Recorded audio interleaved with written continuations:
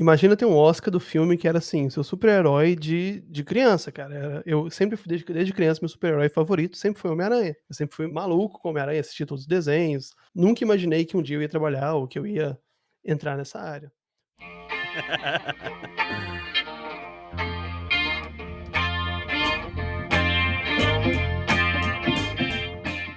Fala galera, eu sou o Lucas Estevão e ou você morre desenvolvedor ou vive bastante para ver você mesmo se tornar um gerente. E aí pessoal, eu sou o Michel e um rei sábio nunca almeja guerra, mas deve estar sempre pronto para ela. Fala galera, eu sou o Samuel Delfino e no episódio de hoje veremos que com grandes poderes vem grandes responsabilidades. E eu digo mais, senhoras e senhores, ladies and gentlemen, nosso convidado de hoje, ele só tem um Oscar no currículo. Aguarde e verão. Diego, seja muito bem-vindo. Muito obrigado pela sua participação aqui hoje. O Diego, para que a galera saiba, ele é formado em Ciência da Computação pela PUC e ele é Senior Software Engineer na Sony Pictures. Muito obrigado por ter aceitado o convite, bater um papo aqui com a gente hoje, Diego. Fala, galera, eu que agradeço. Prazer conversar com vocês, compartilhar um pouquinho da minha história, da minha experiência. E como disse o Samuel, grandes responsabilidades, vamos lá. Então vamos embora. Eu queria começar assim, que eu gostaria que você contasse um pouco para a gente exatamente sobre quem você qual que é a sua formação familiar, a sua formação acadêmica e um pouco mais sobre o que você faz na Sony hoje. Eu me graduei em Ciência da Computação, saí da escola, direto para a faculdade. Eu cresci numa família já que tinham programadores, meu pai é desenvolvedor de software desde a época de cartão perfurado, meu pai desenvolveu software. Meu pai trabalhou na Receita Federal digitalizando os primeiros documentos que estavam indo para sistemas digitais, então experiência de software já estava na família desde o começo. Mas como meu pai sabia que essa era uma área muito sofrida, ele nunca deixou eu encostar em nada de programação até eu entrar na faculdade. Eu pedia para ele me ensinar, pedia ajuda, falava que eu queria aprender, entender um pouco, ele falava: "Não, você vai aprender isso na faculdade. Não precisa Pai esquentar a sábio, cabeça viu? com isso não". Muito Pai sábio. sábio. E daí eu entrei na faculdade, Ciência da Computação, amei o curso desde o princípio. E eu lembro que no primeiro período meu pai me deu um conselho bem no começo, que eu tomei como base para o curso. Ele falou: "Se você não gostar do primeiro período, se você não se der bem em programação 1, a EDIS 1, desiste.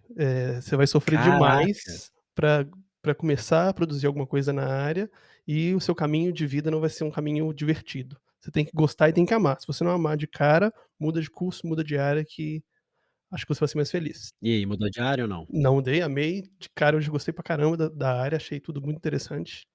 Saí da faculdade já contratado, fui contratado pela Accenture na época, eles estavam contratando bastante gente em BH. Pra quem não conhece, a Accenture é uma consultoria, ela empresa americana, Accenture é uma empresa gigantesca, né? tá. No meu primeiro ano já me mandaram pra fora, fui para os Estados Unidos pra implantar um software que a gente tinha desenvolvido. Mas antes de você continuar falando sobre a sua carreira, onde que você mora hoje? Hoje eu moro no Canadá, moro aqui em Vancouver, já tem 4 anos que eu tô aqui. Já tô tendo Tá, uma filha canadense agora, então já tô aqui pra ficar. então você é casado. Sou casado, sou casado há, nossa, 10 anos. Uau, Me casei assim que eu saí da faculdade. Eu conheço minha esposa desde que eu tenho 14, 15 anos de idade, então, uma história bem longa. que legal, cara. E você falou que tá esperando uma menina, né? Isso, É a sua primeira filha? primeira filha. E planejando que seja a única. Que isso? A experiência nem começou, você já tomou essa decisão Oh, drástica?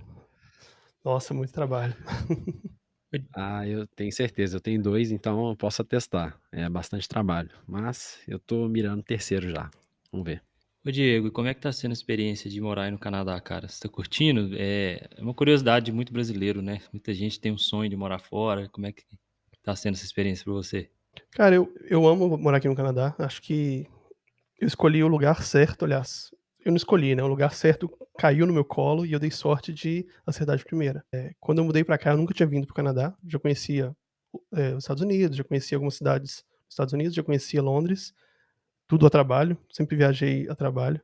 E surgiu essa oportunidade, eu vou contar um pouco mais depois de como ela surgiu, mas Quando eu entrei na cidade, eu já vi que eu estava no lugar certo, porque tudo que eu gostava de fazer estava a 10 minutos de distância e a vibe da cidade, o clima da cidade é exatamente o que eu gosto. Então, hoje eu amo morar aqui e acho que só o sonho de morar fora é muito vago. Acho que o sonho de morar numa cidade que tem tudo que você gosta, que a cidade é o seu estilo, aí sim eu acho que é um sonho válido. Eu acho que hoje eu falo que eu realizei esse sonho. Achei interessante você falar isso, mas você sabia tudo isso sobre Vancouver antes de mudar ou foi uma realização de tipo: "Nossa", como você falou, né, "caí aqui e é muito mais do que eu esperava"? Foi exatamente. Eu não estava procurando empregos em Vancouver, não era uma cidade que eu conhecia, não era uma cidade que eu conhecia ninguém que tinha visitado. O Canadá geralmente não é um destino muito turístico que as pessoas vão e comentam. Tanto que a maioria das vagas que eu estava mandando era para Vale do Silício. Eu queria morar na Califórnia, morar em São Francisco, que eu já conhecia, e já era apaixonado com a cidade. Aí quando surgiu a oportunidade de Vancouver, eu decidi embarcar porque eu queria uma aventura diferente, e na primeira semana eu já sabia que eu estava no lugar certo. Que massa, velho. E você falou que quando você estava na Accenture, você teve a oportunidade de ir pra fora, né. Você foi pra onde? Eu fui para Midlothian, que é uma cidade no Texas, perto de Dallas. Eu fui para uma planta da Gerdau lá, para implantar um software. E como que foi essa experiência? Cara, foi bem caótica. Acho que foi minha experiência profissional mais caótica até hoje. A gente foi implantar um software, que foi desenvolvido sob medida, então alguém foi, levantou os requisitos, seguiu todos os protocolos e todas as regrinhas de sempre de como fazer um software que vai Waterfall. exatamente, Hum, waterfall, Waterfall. é, Documentação, isso, tudo perfeito no papel. meses de desenvolvimento. Na primeira semana, tudo já começou a desmoronar. A gente ia implantar o software inteiro em uma semana, Nossa, eu fui pra ficar uma tudo semana, já começou a desmoronar. e eu Lá fiquei um vem. mês lá, tá. E eu fiquei sem comunicar com minha família por 10 dias, eu acho. Eu demorei 10 dias pra conseguir ligar pra casa, de tão desesperador que estava o ritmo. Que isso, cara, não ligaram para o FBI, não tentaram te procurar? Não para o FBI, mas ligaram pra empresa pra ver que se estava tudo bem. Que acontece, cara, eu estava no turno da noite, e porque a gente estava implantando numa fábrica, e a fábrica funciona 24 horas por dia. E não pode parar o sistema. E o sistema era o sistema de gestão de fabricação. Tudo que era fabricado sem software, mas toda a contabilidade do que estava sendo produzido, as etiquetas que seriam coladas nos billets de metal, peso, qualidade, era tudo no software. E se o software parasse de funcionar, eles tinham que parar a planta. E a multa era bem astronômica para parar por 1 hora, então não podia parar. Então era 14, 15 horas de trabalho por dia e no desespero. Era martelando o dado no banco. Go horse. Eu cheguei a ponto de estar com uma query aberta no banco de dados, ver o billet passando, a peça de aço passando, perguntar qual que é o número daquela peça, tal, e insert tal, tal, tal, e enfiar a peça no banco de dados, entendeu? Que isso, Foi o nível de cara. desespero que a gente chegou. Você teve uma experiência anterior, trabalhando com estrangeiro, né, acredito que o pessoal lá da fábrica eram americanos e foi sua primeira experiência internacional? Foi minha primeira experiência internacional. Eu sabia inglês de cursinho de inglês, que eu estudei inglês na cultura inglesa, na época que eu estava na escola. Nunca tinha testado meu inglês na prática, né. Meu primeiro teste de inglês foi quando eu cheguei no aeroporto de Miami para fazer conexão e perdi o voo. Aí eu tive que chegar e pronto, agora o inglês tem que funcionar. Tive que procurar alguém, conversar, pedir informação e Agora vai na raça. conseguir resolver. Tentaram falar espanhol com você lá em Miami? Porque A normalmente Até que não, brasileiro em cara. Miami, a galera responde espanhol. Mas não, aí essa foi a minha primeira experiência e eu acho que aprender sob pressão, ou pelo menos se testar sob pressão, pra mim foi muito, muito bom no começo. Eu não tive tempo de assimilar ou de pensar: "Será que eu consigo?". Estava lá, eu tinha que resolver. Eu não tinha muita escolha. E nessa hora o cérebro clicou no instante. Eu já estava pensando em inglês no primeiro dia, e é algo que eu nunca tinha experimentado antes. Como que é seu inglês hoje? É difícil avaliar, mas eu digo que o inglês hoje é fluente, eu não tenho problema de me comunicar e nem tenho vergonha de falar ou de resolver as coisas. Como eu tenho muita reunião hoje, eu lidero um time na Sony, então eu tenho que me comunicar com o meu time o tempo todo, tenho que resolver problema pessoal do meu time, tenho que repassar problemas para a liderança, então comunicação hoje é algo que eu uso muito no trabalho. Foi uma skill necessária que você precisou se desenvolver ao longo da sua carreira para chegar onde você está hoje? Sim, extremamente necessária. Se eu fosse listar 5 skills, assim, da minha carreira, ela estaria no top 5 das coisas que, se não fosse isso bem desenvolvida, eu não teria chegado nem perto de onde eu cheguei. Legal, cara, isso é um insight importante. E você é Senior Software Engineer. Você trabalha com quais tecnologias na Sony? Nossa, a lista é grande. Vamos lá. Hoje eu trabalho com minha principal linguagem de desenvolvimento é Scala, mas eu também uso Python. Cara, o mercado tá muito em falta de profissional em Scala. Tá, eu recebo vagas assim, 3, 4 por semana. Eu trabalho numa consultoria de software e a gente tem muitas vagas de Scala em aberto e a gente tem muita dificuldade de preencher, porque normalmente os profissionais bons, eles já estão alocados e estão felizes, né, então é muito difícil, você conseguir contratar um profissional sênior, principalmente, em Scala hoje. E não é uma linguagem muito simples de se tornar sênior. Ela exige a rampa de aprendizado dela é bem íngreme. Quem investiu muito tempo para aprender Scala e usa Scala hoje em Scala, usa Scala em softwares grandes, em softwares importantes, já está com uma posição que, para tirar ele dessa posição, tem que ter uma oferta muito boa, ou tem que ter um motivo diferente para conseguir arrancar um Acaba sendo profissional. uma oportunidade, né, Sim. para quem tá pensando, sei lá, talvez um cenário de transição de carreira, pessoas que estão querendo começar na tecnologia, em desenvolvimento, se tivesse que escolher uma linguagem de programação, pode ser considerado como uma oportunidade para essas pessoas, né. Sim, com certeza. Eu com certeza acho que Python, JavaScript, Java, tem emprego, sempre tem emprego para qualquer área de software, mas, geralmente vão ter vagas para júnior e vão ter muitas pessoas competindo. Essas linguagens que são um pouquinho fora do spotlight, né, um pouquinho fora do que o povo tá todo mundo falando, que tá todo mundo usando, são linguagens que algumas delas são furada, porque ninguém usa, mas algumas delas são usadas em escala em algumas empresas e vale a pena investir. Tipo o quê? O que que você diria, um exemplo de uma que você considera furada, assim, não caia nessa? Hum, difícil falar, eu vou deixar a gente triste. Mas, É o tipo de coisa É. complicada, né, que vai gerar BO. é, eu não consigo pensar em uma agora. Delphi, Delphi, você Não, investiria em Delphi Delphi nunca, hoje? Delphi nunca. Tem mercado? Não tem mais Pô, mercado pra Delphi, eu cara. fiquei surpreso quando lançaram o Delphi 10, cara, eu falei assim: "Que isso? O Delphi existe?". Eu trabalhei muito tempo com Delphi. A galera da Embraer usava Delphi pra caramba na época que eu trabalhava lá. Engenheiro de automação, engenheiro mecânico gosta bastante de Delphi, principalmente pra simular coisas. É uma ferramenta muito boa, não desdenhando a tecnologia. Mas assim, se você não quer trabalhar numa área específica ligada àquela tecnologia e ficar preso lá, não é uma tecnologia que eu aprenderia, entendeu? É uma ferramenta muito específica, né. Eu trabalhei numa outra empresa e o meu cliente naquele momento era a Oi e eles tinham um sistema que era todo feito em Delphi. E eu lembro que eu aprendi Delphi no curso técnico, então eu era a única pessoa do time que tinha conhecimento sobre Delphi. Então eu meio que mantive aquele sistema enquanto eu trabalhei para essa empresa, porque obviamente ninguém mais queria, aprender Delphi, ninguém estava interessado, então acabou caindo no meu colo.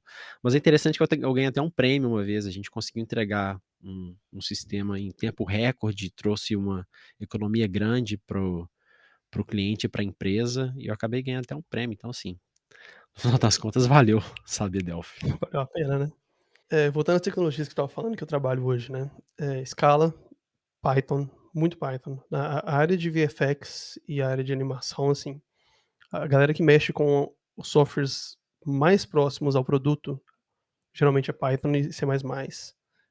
Então C++ também. Rust é uma linguagem que eu acho que pouca gente conhece hoje, mas eu acho que ela tá dominando muitas áreas agora. Eu sei que a gente usa ela hoje para substituir muita coisa que a gente fazia em C++. Então muita coisa que a gente precisa de uma performance absurda, mas a gente não quer ter que lidar com memória do jeito que a gente teria que lidar com C++. Com memory leak, ou ter que lidar com a chatice de ter a certeza que a gente limpou a memória no tempo certo, que a gente tá no escopo certo. E Rust é uma linguagem, assim, genial para lidar com isso. Ela simplesmente te proíbe de fazer qualquer coisa em tempo de compilação que vá abandonar a memória. Então, não tem como deixar memory leak em Rust, simplesmente não compila. Eu acho que é o tipo de coisa que todo desenvolvedor corre, ninguém quer mexer com isso, saca? Acho que as linguagens de programação elas tendem a evoluir de uma forma que facilitam o desenvolvimento cada vez mais, né?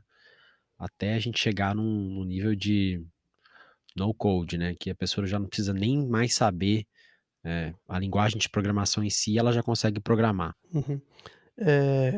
A questão de memória e de gestão de memória. Uma experiência que eu tive no meu segundo emprego, que foi na Embraer, E a aviação é um dos riscos mais altos que tem, né, de limpeza de memória, porque o essencial de um software que vai rodar no avião é que ele não tenha Cara, bug, né, que ele não tenha nenhuma condição de falha. E uma das maiores condições de falha de pós-compilação é memory leak, né. Então cara, eu vou te falar um negócio, o desenvolvedor que vai trabalhar com sistemas de aviação, o cara tem que ser muito bom. Tinha que ter um teste, cara, pra pra ter certeza que essa galera tá fazendo exatamente aquilo que precisa ser feito da melhor forma possível, coverage 100%, teste de integração, tudo que puder fazer pra garantir o correto funcionamento do sistema, né. é um pouco mais que isso, porque o ser humano é sempre falho. Então pode ser o desenvolvedor mais fodástico que for, mais top, ele vai ou ele pode cometer erros. Então quem tem que ser muito especializado e muito especialista é o sistema, o processo que está ao redor do software. Eu sempre falo, o pessoal sempre duvida que o software para aviação tem praticamente 0 bugs. Mas não é porque quem desenvolveu é muito fera, mas é porque o processo é tão engessado e tão absurdamente controlado, que é quase impossível um bug passar pelo E processo. isso faz parte da competência de engenharia de software, né. Aí faz a diferença você ter realmente uma pessoa que tem a formação de engenheiro de software. Sim, a norma que a gente usa para aviação, que é a DO 178C, ela é uma norma, assim, dessa grossura, que é só regras de como fazer, como testar, como garantir. E para ter ideia, você falou de cobertura de teste, né, geralmente a gente sempre visa um nível de cobertura de teste de 80%, dependendo do sistema, 100% de cobertura de testes. Na aviação, tem a cobertura de código gerado, então a cobertura ela é binária. Você tem que ter passado por todos os ramos do código compilado. Então tem o compilador que a gente usa não é um compilador normal, é um compilador específico para aviação, e ele te deixa controlar a cobertura do código compilado. Então não tem nenhum tipo de caminho lógico do seu software que não foi testado. Por isso que é possível ter um software praticamente zero bugs, porque o processo é tão engessado e o nível de garantia é tão grande, mas também tem um preço por isso, né. Eu digo que um software que 2 desenvolvedores desenvolveriam em um ano, vão ter uma equipe de 30, 40 pessoas trabalhando por uns 2 anos, só por causa do processo. Nu. Doideira, Então, é Diego. caro. Doideira, cara. Ó, você comentou aí que da Embraer, você comentou que começou lá na Accenture, e você pode trazer pra gente, até você chegar aí no Diego que é hoje, no profissional que você se tornou, tem uma trajetória, né. Quais, caminhos, foram determinantes, passagens foram determinantes, na sua carreira, desde lá que você começou na Accenture? A Embraer foi a empresa que você esteve antes de ir aí para o Canadá, correto? Isso, Conta um correto. pouquinho dessa trajetória pra gente. Primeiro eu comecei na Accenture, igual eu falei, depois de cerca de 2 anos na Accenture eu recebi um amigo meu comentou que conhecia alguém que estava trabalhando na Embraer, eu nem sabia que tinha Embraer em BH, eu sou de BH, eu estava em BH na época, e eu falei: "Uai, eu gosto bastante de aviação, eu teria interesse de trabalhar com isso". Aí eu busquei saber e descobri que tinha uma Embraer em BH, consegui uma indicação desse amigo meu que conversou com um amigo dele que estava na Embraer na época. Começou com a importância do networking, né. Exatamente. E assim, alguém que nem me conhecia, não me indicou às cegas, pegou meu currículo e falou: "Vamos olhar o currículo desse cara aqui, ó, interessante, ele já trabalhou com algumas coisas que a gente precisa". Mostrou pra gerência dele, e a gerência gostou do meu currículo e me chamou pra entrevista.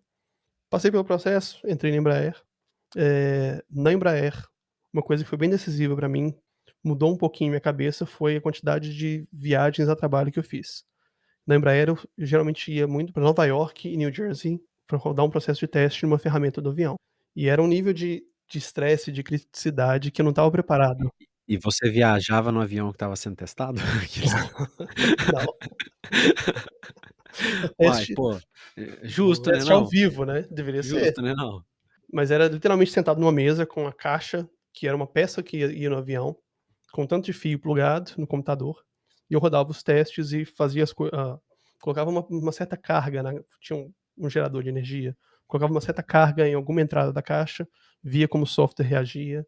Então o teste foi bem teste de bancada e com algo que, assim, se eu aprovasse aquilo ia para o avião. Então Cara, que É muito, responsabilidade, né. cara. e eu assinava embaixo, então meu nome tá lá, assinei embaixo, tá aprovado. E o engraçado, assim, que você não é um engenheiro aeronáutico, né. Eu imaginei que na Embraer só trabalhava engenheiro aeronáutico e profissionais do tipo. Não. E quando eu cheguei nesse ponto, eu falei: "Não, esse não é o tipo de trabalho que eu quero fazer, não é o tipo de responsabilidade que eu quero que meu software tenha". Porque é pesado, hoje eu sei que tem gente voando Cara, num troço que eu testei. E algum aí? avião já caiu? Não, Eu acho que é a pergunta que graças a todo mundo Deus tá não. se fazendo agora. Nunca derrubei nenhum avião. Diego. Mas o pessoal que voa principalmente de avião executivo aí, saiba que se for da Embraer, tá voando uma peça que eu testei. Pô, que massa, velho. Mas já na Embraer eu comecei a pensar que eu queria trabalhar fora, que eu queria ter uma experiência fora. Porque como eu saí do Brasil, fui para os Estados Unidos, fui para São Francisco, por exemplo, para fazer um curso de Spark, que é uma ferramenta de processamento em grande escala. E eu comecei a ter contato com pessoas de software dessa região e eu vi que tinha muito mais projetos interessantes lá.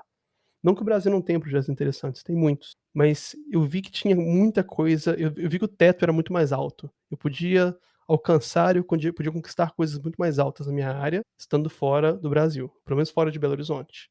Cara, eu achei isso muito legal. A primeira vez que eu fui para os Estados Unidos, eu fui para Nova York e eu fui a trabalho também. E eu tive a mesma sensação que você, uma sensação da mente expandindo e de enxergar um mundo de possibilidades além do que eu conseguia enxergar antes.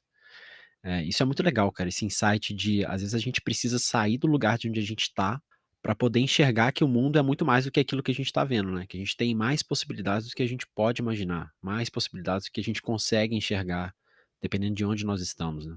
E é uma coisa que eu aconselho hoje com todo mundo que eu converso, mais novo principalmente, adolescente, quem tá na faculdade, eu sempre falo: "Sai da sua cidade". Você tem que passar pelo menos um ano fora da sua cidade. Você tem que ver algo além do que o lugar que você cresceu, pra você ver que tem muito mais coisa lá fora. Porque nem sempre a cidade que você nasceu, você não escolheu essa cidade, é a cidade que mais combina com o seu estilo de vida.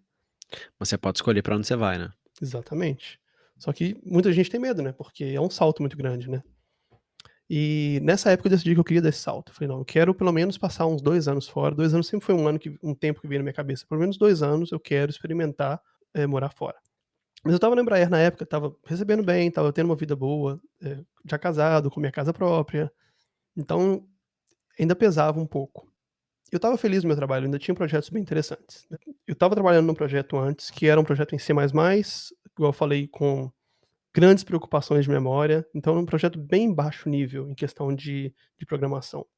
E eu vi que não era o tipo de projeto que eu queria trabalhar, não era o tipo de vaga que eu estava achando disponível fora do Brasil. Eu comecei a olhar no LinkedIn e eu vi que não tinha muita vaga para aquilo. Tô fazendo uma pausa aqui rapidinho pra falar que se você tá gostando desse conteúdo, curte, se inscreve, compartilhe com seus amigos para que mais pessoas tenham acesso a esse conteúdo. Valeu! Você tinha um objetivo claro nessa época?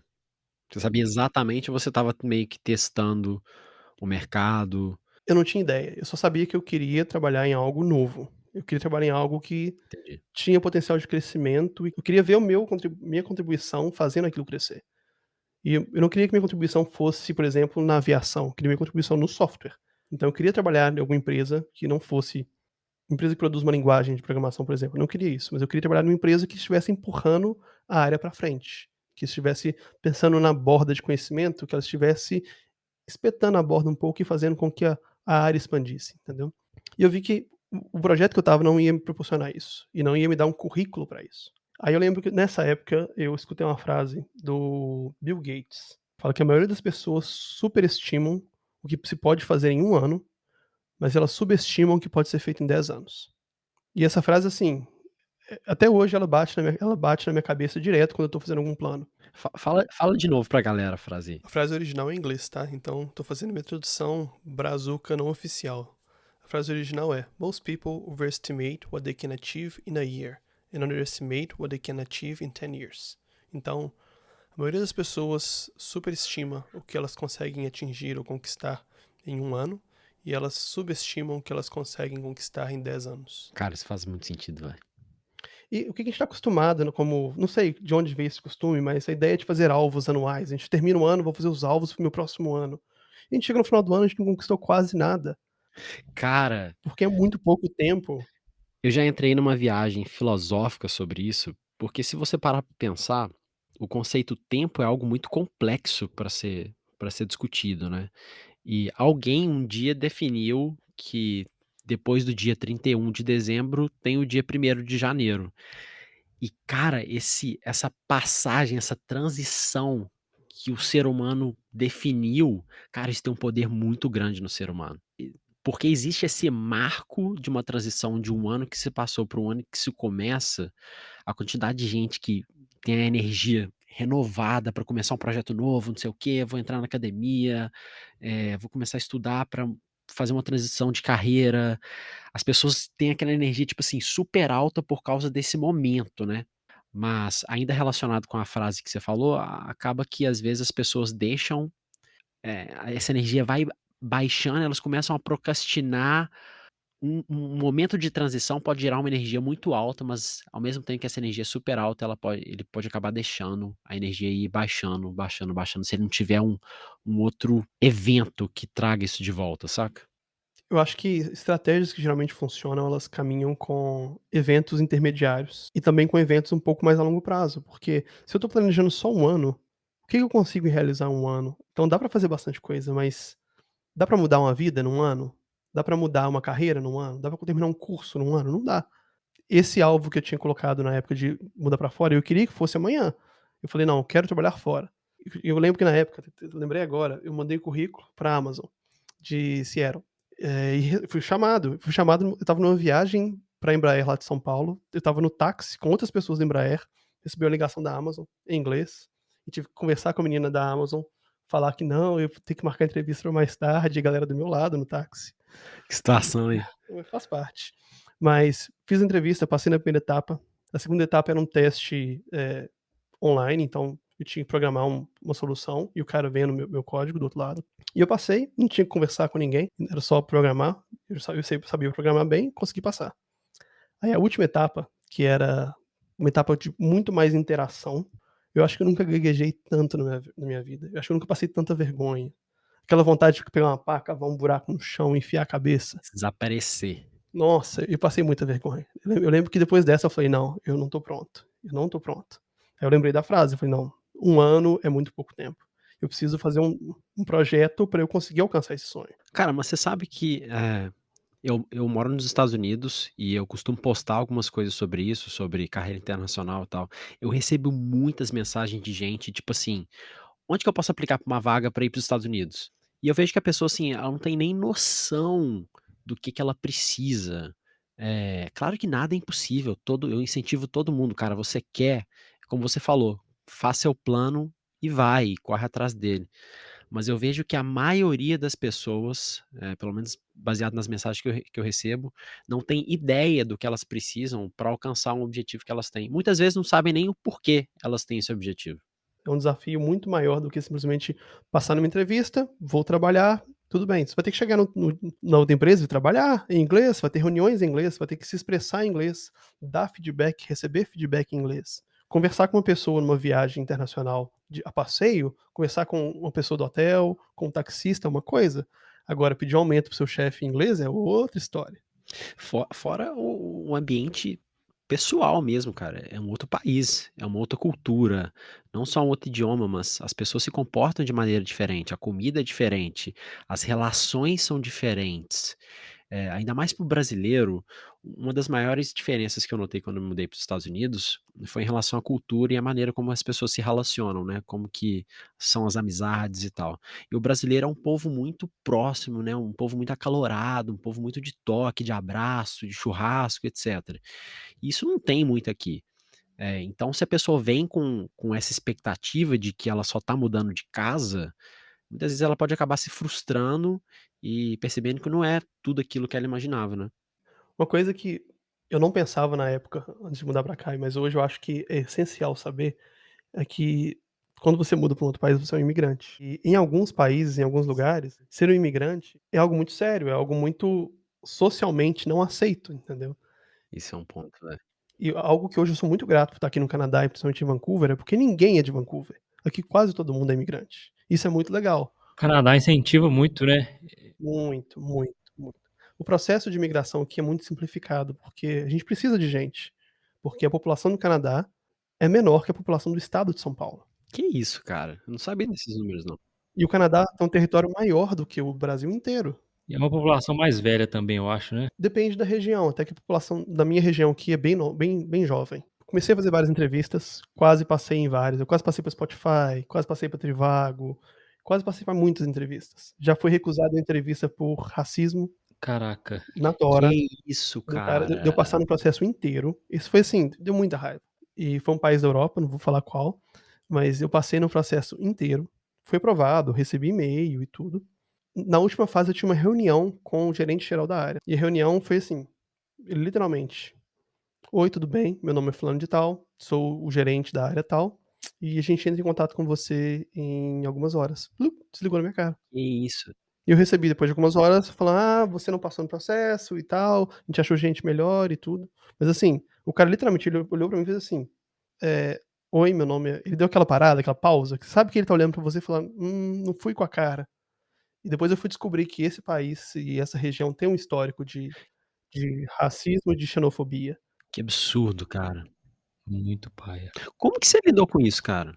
Cara, eu lidei com isso bem, eu já estava com um pouco de pé atrás de ir pra esse país por causa disso. E assim que eu recebi esse tipo de feedback em uma entrevista, eu falei: "Não, ainda bem que deu errado, porque é melhor receber isso numa entrevista do que mudar minha vida inteira pra lá e sofrer com isso no dia a dia". É verdade. E quem pensa em mudar pra fora, pesquisa muito bem o lugar que você tá indo, qual que é a relação da população com imigrantes.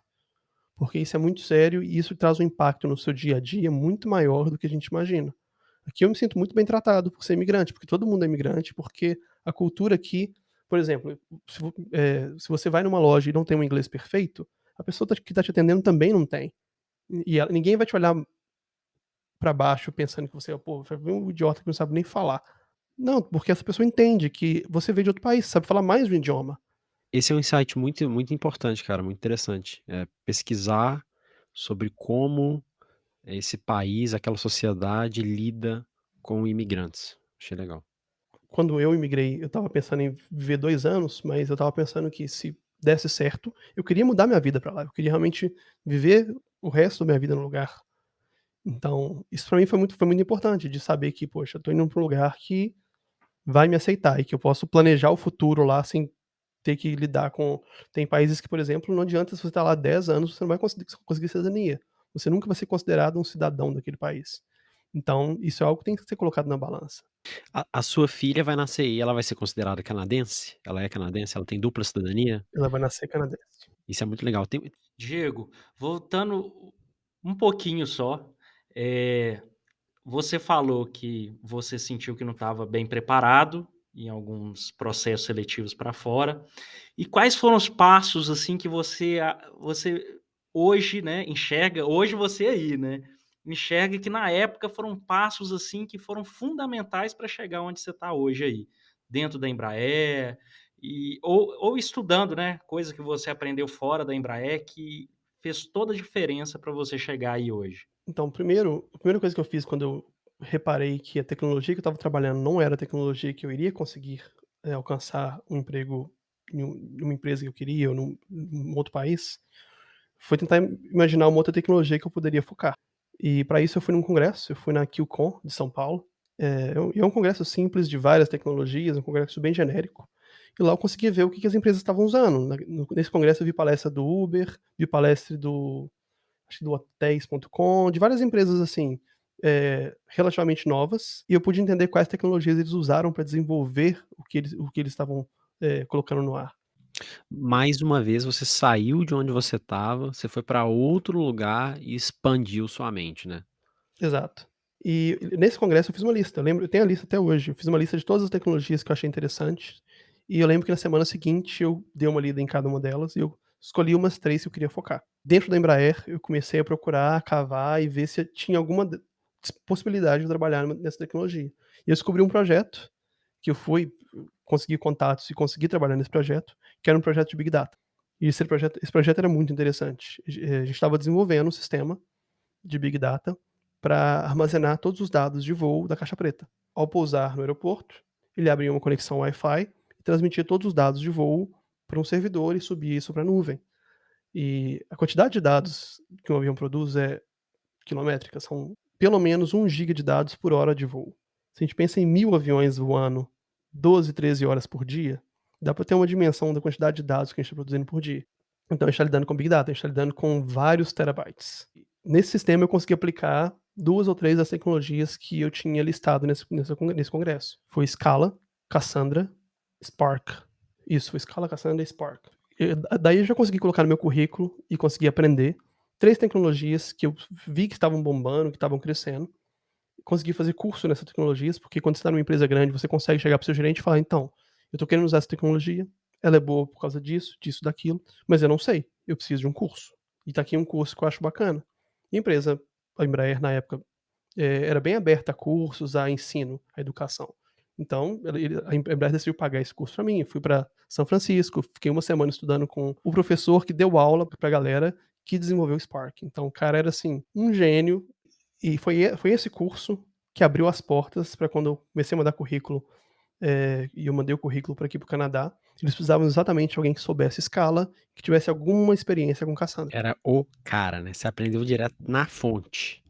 Mas espera aí. Então deixa eu voltar aqui. Eu achei interessante essa pergunta do Samuel, porque eu acho que é a pergunta que muita gente se faz quando ela vê alguém que alcançou algum tipo de sucesso. Pô, você tá morando no Canadá, você tá exercendo a sua profissão numa empresa muito massa, que é a Sony. O que você fez para chegar lá? E uma das coisas que você falou foi: você fez cursos, você foi em eventos, você identificou tecnologias que pudessem ser oportunidades e você correu atrás de aprender e adquirir conhecimento, e o que você não podia pagar, você buscou alguém que pudesse te ajudar, no caso sua empresa, que te patrocinou, você foi lá e tal.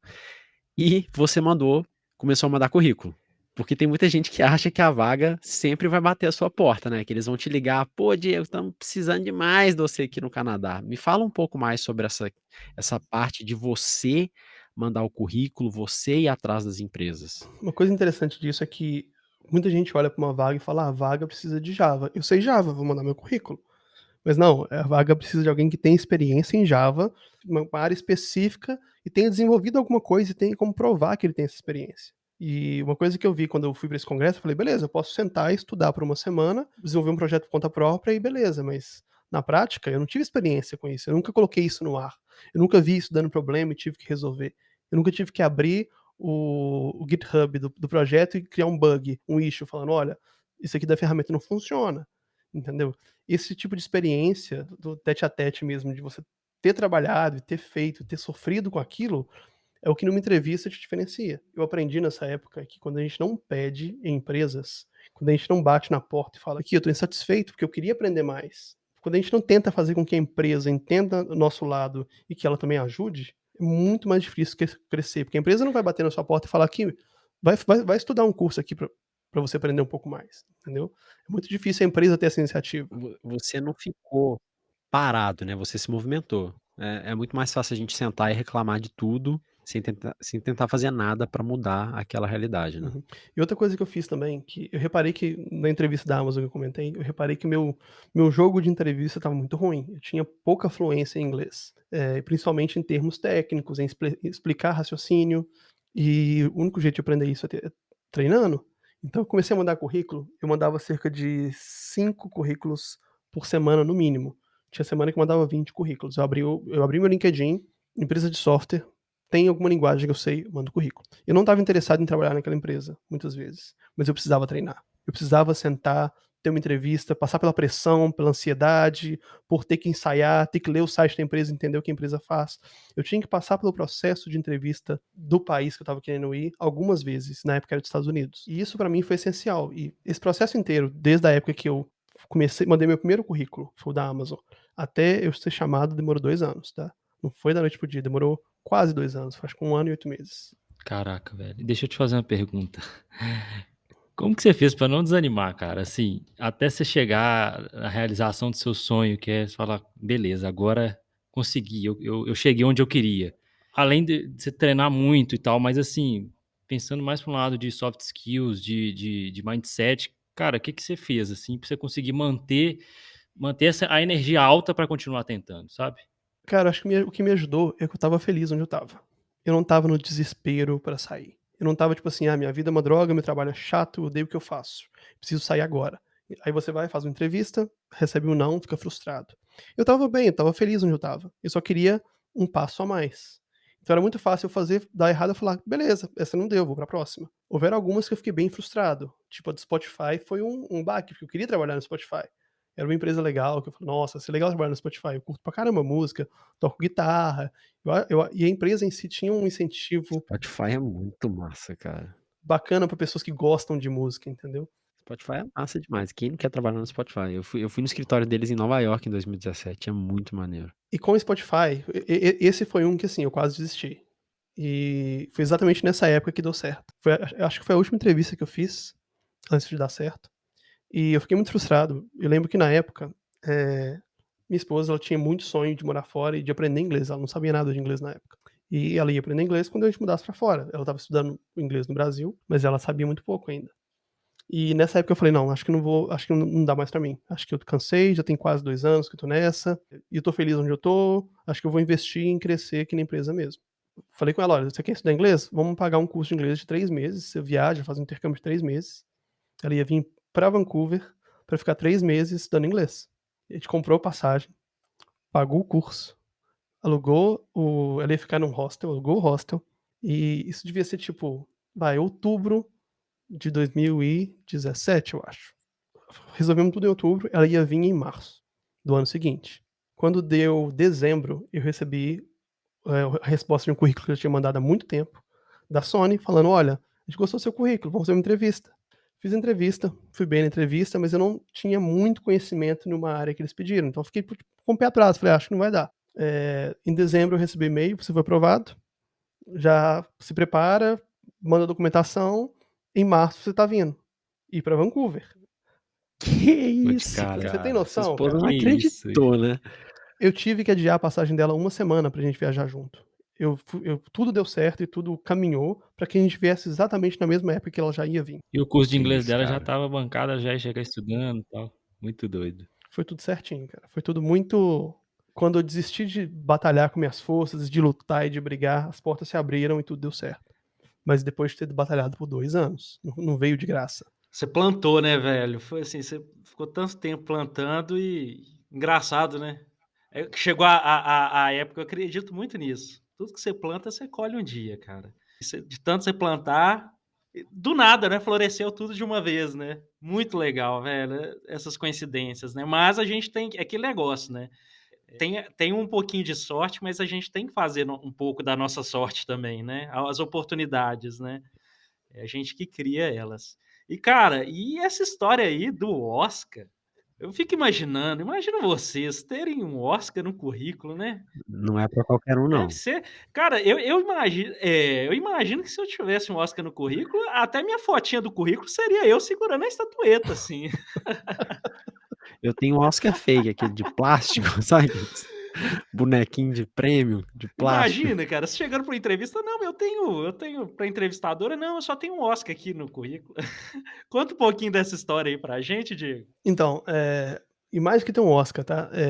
Imagina ter um Oscar do filme que era, assim, seu super-herói de criança, cara. Eu sempre fui, desde criança, meu super-herói favorito sempre foi Homem-Aranha. Eu sempre fui maluco com Homem-Aranha, assistia todos os desenhos. Nunca imaginei que um dia eu ia trabalhar ou que eu ia entrar nessa área. Mas quando eu entrei na Sony, passou tipo 1 ano que eu estava aqui, a gente começou a trabalhar no projeto do Homem-Aranha Into the Spider-Verse, o Aranha-Verso, acho que eles estão chamando em português. Que é aquela versão de animação do Homem-Aranha, tá? Aquela versão animada que saiu há um tempo atrás. E inclusive tem a parte 2 e 3 em desenvolvimento. E todos os filmes que a Sony desenvolvem, sejam eles de animação ou os de efeitos especiais, principalmente os da Marvel, são renderizados num software que a minha equipe é responsável, tá? Então a gente é responsável pelo software que, dado o trabalho de um artista, ele vai pegar e distribuir esse trabalho para ser renderizado e finalmente virar um filme, tá? E, além disso, todos os processos relacionados às cenas são processados no meu sistema. Então, a gente é parte integral do filme, o que quer dizer que nenhum filme roda assim nos nossos sistemas e a gente tem direito a dizer que a gente é parte do filme, porque os filmes foram desenvolvidos usando e renderizados no nosso sistema. E um dos benefícios dessa indústria, cara, e principalmente da Sony, que eu acho bem interessante, eu curto pra caramba, é que quando a gente termina um filme, antes dele ser lançado no cinema, a empresa fecha o principal cinema da cidade. Que doido, cara. e vai só empresas, os funcionários que trabalharam no filme e suas famílias para assistir o filme. E casou na época que o Homem-Aranha Into the Spider-Verse foi finalizado, meus pais estavam visitando aqui. Então eu pude levar os meus pais, minha esposa, para assistir o filme que eu participei, e passou um tempo depois esse filme ganhou um Oscar. Então assim, Muito doido, Que cara. legal. Muito doido. foi uma experiência, eu não consigo descrever a alegria que eu senti de fazer parte desse projeto e de ver que no final das contas ele foi reconhecido pela academia como o melhor filme de animação. Isso me deu o direito de, inclusive, segurar a estatueta. Não no tapete vermelho, eu não fui no evento do tapete vermelho, mas o diretor trouxe a estatueta pro estúdio e todo mundo que participou do filme teve a chance de tirar uma foto, segurar e ver o peso e sentir o que é uma isso, estatueta do cara. Oscar. Que doido. Sentiu o peso da É estatueta. pesado, viu? E uma dúvida, aquilo ali será que é tudo ouro mesmo ou é latão e só tá coberto ali de uma... É Cara, eu acho pesado? tudo ouro, viu? Porque é bem pesado. É? É mais do que imaginei. Aquela coisa que você vai pegar com uma mão e fala assim, opa, não dá não. Deixa eu pegar com as duas. Cara, você ganhou o Oscar. Se você olhasse pra você no passado, depois de tudo que você passou até aqui, tudo que você construiu ao longo da sua carreira, tem alguma coisa que você diria pro seu eu do passado? Tipo, Diego do passado, não faça isso, ou não siga esse caminho, ou estude isso, foque naquilo, aprenda essa skill. O que você diria pra você mesmo se você pudesse mandar um recado pro seu eu do passado? Um que eu acho que eu nunca valorizei e hoje eu valorizo muito. A gente escuta isso, eu pelo menos escutei isso muito na época da faculdade, mas só fui me atinar para isso hoje que eu realmente trabalho com isso. É contribuição para software livre, para open source. Eu teria encurtado o meu caminho de 2 anos, eu teria encurtado para 6 meses o meu caminho de conseguir chegar na empresa que eu queria. Se eu tivesse pesquisado a empresa, visto quais projetos de código aberto essa empresa tem, escolhido um e contribuído, participado, usar o software, relatar bug, começar a contribuir, começar a resolver os issues que estão lá abertos. Tem issue marcado como bom issue para começar, que você pega, resolve. Isso já me traria muito mais confiança e já abriria muito mais portas e muito mais rápido, se eu tivesse me atinado para isso antes. E eu nunca tinha pensado nisso. Cara, essa dica é muito boa. E pensa, se eu vou entrevistar alguém hoje eu entrevisto bastante gente para minha equipe. Se eu vou entrevistar uma pessoa e ela fala, não, eu sou fulano de tal, que te ajuda no software que vocês abriram o código. E eu vou lá, eu já tenho a prova que o cara consegue trabalhar naquilo, que ele já tá trabalhando, entendeu? Então abre muita porta. Se você quer trabalhar no Google, pega um software do Google de código aberto, comece a contribui por 1 ano. Depois entra em contato com o cara, fala, aqui, tem uma vaga aí. Isso é uma dica que eu daria. Outra dica que eu daria é essa que eu só fui aprender depois de uns 4, 5 anos de carreira. A planejar a carreira a longo prazo, não a curto prazo. Não é pensar o que eu vou fazer ano que vem para subir de cargo. É pensar o que eu vou fazer nos próximos 5 anos para subir de cargo, para mudar de área, ou para fazer eu chegar onde eu quero chegar. E transformar isso em pequenos passos, né? Isso, e conseguir criar, eu não diria nem pequenos passos, eu diria criar hábitos baseados nisso. Então eu sabia que eu tinha que aprender, um exemplo, eu sabia que eu tinha que aprender a resolver questões de lógica mais rápido, questões de software pequenas mais rápido, porque é algo que geralmente entrevista tem. Todo dia de manhã, antes de trabalhar, eu ficava meia hora resolvendo um problema de software. Tem um tanto de site que tem 1000 problemas disponíveis de graça. Eu acordava de manhã, chegava no trabalho meia hora antes, meia hora resolvendo questão de software. Isso tornou um hábito que eu mantive por 2 anos, entendeu? Só aproveitar essa pegada, cara, é muita coisa para estudar. E você tem algum hack de produtividade, assim, alguma coisa que você faz, algum hábito? Igual você falou desse, né, de acordar mais cedo, mas tem alguma outra coisa que você indicaria também? Muito boa pergunta, cara. E toca num assunto que eu sou vidrado, eu curto pra caramba ler sobre produtividade, hacks de produtividade. E tem um livro que eu comecei a ler, inclusive eu não terminei ainda, que é o Deep Work. Nesse livro, o autor defende que um trabalho profundo, aquele trabalho que a gente concentra por uma quantidade grande de tempo, um trabalho difícil, que a gente realmente investe horas sem interrupção, é muito mais valioso do que vários momentos pequenos que a gente tenta focar e trabalha, é distraído, recebe uma mensagem no chat, um e-mail, um WhatsApp, um post no Instagram para assistir. E se tem uma coisa que, para mim, para minha produtividade, funciona muito, e é algo que eu faço todo dia de manhã, eu tenho meu to-do list, que é uma lista de afazeres, uma lista de tarefas que eu tenho que concluir naquele dia, sejam coisas do meu trabalho ou coisas pessoais que eu quero conseguir conquistar. E todo dia de manhã, antes de começar a trabalhar, eu pego essa lista e eu quebro o meu dia, abro meu calendário, quebro meu dia em blocos. E eu tento quebrar o dia em blocos grandes, tipo um bloco de 3 horas, 4 horas, focados em uma coisa só. Garantir que eu vou ter esse tempo focado, sem interrupção, onde eu vou desligar meu chat, eu não vou ter nenhuma reunião, eu vou desligar meu e-mail, eu vou pegar meu celular e jogar longe, tá? E nesse momento eu vou ficar focado em uma coisa só. E é nesse momento que eu produzo meu melhor trabalho, nesse momento que eu consigo sentir que eu cresci com o que eu fiz e eu consegui entregar alguma coisa de valor. E isso não vale somente para programar, eu acho que para estudar também isso é muito válido. Ao invés de ficar, talvez, num aplicativo de estudar inglês e ficar 10 minutinhos, ou nem isso, 2 minutos por dia, tentando completar um exercício de inglês, reserva 2 horas do seu dia, senta e vai ler um livro que foi escrito em inglês. Eu acho que você vai aprender muito mais do que ficar tentando gamificar o seu estudo, entendeu? Foca, acho que nosso cérebro funciona muito bem para absorver e para produzir quando a gente tem uma parcela grande de tempo concentrado. Eu concordo muito com isso, cara. E acho que a gente tá perdendo muito isso, nosso costume de ficar no celular o tempo todo, de ter Instagram o tempo todo, WhatsApp. E no final das contas a gente acaba cansando muito mais nossa mente, nossa cabeça, quando a gente tem que produzir sobre distração. Então, quando a gente consegue focar, a gente produz mais e termina com a cabeça muito menos cansada. Vale muito mais uma mente descansada, produtiva, do que uma mente cansada que vai gastar horas e, no final das contas, se você for parar para olhar, a sua produtividade foi muito inferior ao que seria com um estado de mente descansada, né? E outra coisa que eu faço também é ler muito. Eu sempre acompanho, que seja no Medium ou que seja alguns blogs de tecnologia, eu estou sempre acompanhando o que está acontecendo. Um exemplo, Scala, que é a linguagem que eu desenvolvo. Eu faço parte do Discord de Scala, onde a galera posta o que está acontecendo, novidades. Eu sempre estou no GitHub dos caras acompanhando, vendo o que está rolando. Eu uso uma biblioteca que chama Zio, que é uma biblioteca que está começando a bombar em Scala. Eu acompanho o blog da galera, porque eu sei o que está acontecendo. Você consegue impactar a mudança da linguagem. Só porque você faz parte dela, você está lendo, você está acompanhando o que está acontecendo. Então acompanhe os repositórios das linguagens e ferramentas que você usa. Acho que essa é uma coisa que é uma dica que eu dou e é uma coisa que eu sempre tento fazer. Boa, Diego. Tem mais algum indicação de livro, de lugares aí que o pessoal pode se inspirar? Clean Code, para mim, é a bíblia de computação. Tem que ler.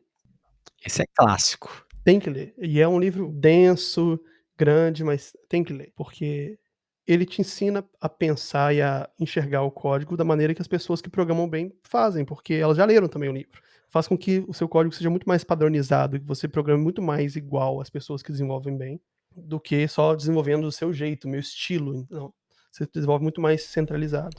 Mas um livro que eu recomendo também, esse é menos conhecido, é A Philosophy of Software Design. Então, a filosofia do design de software. Ele foi escrito pelo John Ousterhout. Eu sei esse nome difícil porque o livro está aqui na minha mesa, tá? É um livro de cabeceira que eu consulto direto.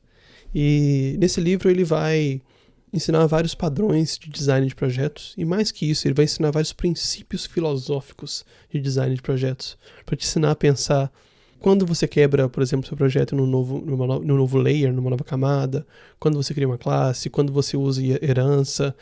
E ele é muito útil para te transformar num bom programador, porque ele te ensina a pensar no seu projeto de uma maneira arquitetural, não só de uma maneira executiva. Então dá para ver que os 2 livros que eu recomendei são sobre qualidade de código, né?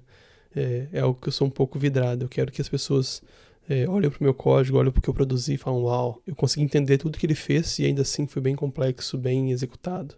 Esse seria o seu código de sucesso? A sua filosofia de carreira, digamos assim? Não, pergunta difícil. Tá, eu acho que em primeiro lugar minha filosofia seria disciplina. Se você quer chegar em algum lugar, você tem que ser disciplinado e planejar como chegar. E a segunda seria comunidade, tá?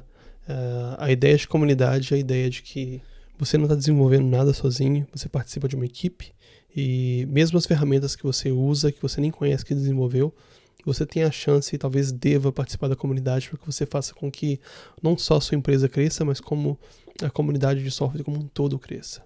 Isso é muito verdade. Uma coisa que eu vejo muito em comunidade é muitas perguntas são respondidas, né? Por exemplo, tem muita gente que tem curiosidade sobre como que é o processo para você conseguir um visto para ir trabalhar no Canadá, para ir para os Estados Unidos. Por exemplo, a Sony hoje, ela faz o sponsor de visto? Ela contrata pessoas e banca todo esse processo? Sim, do jeito que eu vim pra cá, eu já vim com o processo todo pago pela Sony, eu recebi o sponsor do visto, vim com visto de trabalho de 2 anos. Depois de 2 anos, você já consegue tirar o PR, que é como se fosse o green card dos Estados Unidos. E a maioria das empresas grandes aqui do Canadá e a maioria das empresas de efeitos especiais, de animação e afins, tem esse processo aqui. É bem comum na área de software aqui. Massa demais. Cara, a gente tá caminhando pro final do podcast e eu queria que você deixasse uma mensagem para as pessoas que estão ouvindo. Nosso público está sedento por insights e por inspiração de pessoas que já alcançaram algum sucesso na carreira. Como a gente já falou aqui diversas vezes, você está trabalhando numa empresa super massa, que é a Sony. Você está trabalhando em projetos que estão expostos aí para pessoas do mundo inteiro, de alta visibilidade, morando num país de primeiro mundo. Que mensagem que você deixa para as pessoas que talvez tenham um sonho parecido, que queiram buscar uma trajetória parecida com a sua, queiram mudar de país ou trabalhar numa empresa multinacional muito legal? O que você manda de mensagem para essas pessoas aí? Esse caminho não é um caminho só pra gênios. Eu já esbarrei com 1 ou 2 gênios na minha carreira, o resto todo não era gênio, era gente boa de serviço. Era gente que sabe trabalhar, sabe correr atrás, sabe errar, sabe assumir que errou, sabe buscar ajuda. Quando a gente olha, poxa, o cara tá lá no Canadá, o cara conseguiu um Oscar, o cara tá lá na Apple, a gente pensa, poxa, o cara é um gênio. Mas não, quem me conhece sabe que eu tô longe de ser um gênio. Eu só aprendi a me esforçar e a trabalhar bem. A ideia do gênio é aquela ideia de que a pessoa nasceu com isso, a pessoa tem um dom, a pessoa não precisa fazer força. Isso existe? Talvez sim, mas é raro. Então não precisa ser gênio para alcançar o seu sonho, mesmo que seu sonho seja gigante. Top, Diego. Agora, só pra gente finalizar, deixa aí também como que as pessoas te acham, podem te adicionar, em quais redes você está. Minha rede principal hoje é o Instagram, deve ter o link na descrição, não sei. A gente vai colocar tudo aqui. Mas eu sempre respondo todo mundo no Instagram. Eu acho que tem mais de 1000 pessoas lá me perguntando se tem vaga o tempo todo. E eu sempre respondo com toda Dizendo que paciência. Talvez sim, talvez não, depende, me manda seu currículo. Que legal. Já entrou na página da vaga? Muito obrigado, foi muito massa conhecer um pouco da sua história. Eu tenho certeza que vai ser inspiração para muita gente, então valeu demais. E sucesso aí na sua jornada, nos próximos passos da sua jornada aí. Valeu. Eu que agradeço. E um dever de casa para todo mundo que escutou. Qualquer filme ou animação da Marvel ou da Sony agora, vai ter que esperar o crédito inteiro para procurar meu nome, tá? Vai ter que esperar, vou ficar sentado até o cinema apagar a luz. Tira o print e Vai marca o ter que Diego achar lá. meu nome. Responsabilidade. Agora responsabilidade. Gente, foi muito bom. Valeu demais, viu, Diego? Prazerão ter falado aí com vocês, gente. A gente vai deixar aí os links na descrição para vocês, tá bom? Valeu por terem acompanhado a gente até aqui. A gente se vê na próxima. Abraço. Valeu, pessoal. Valeu, galera. Valeu!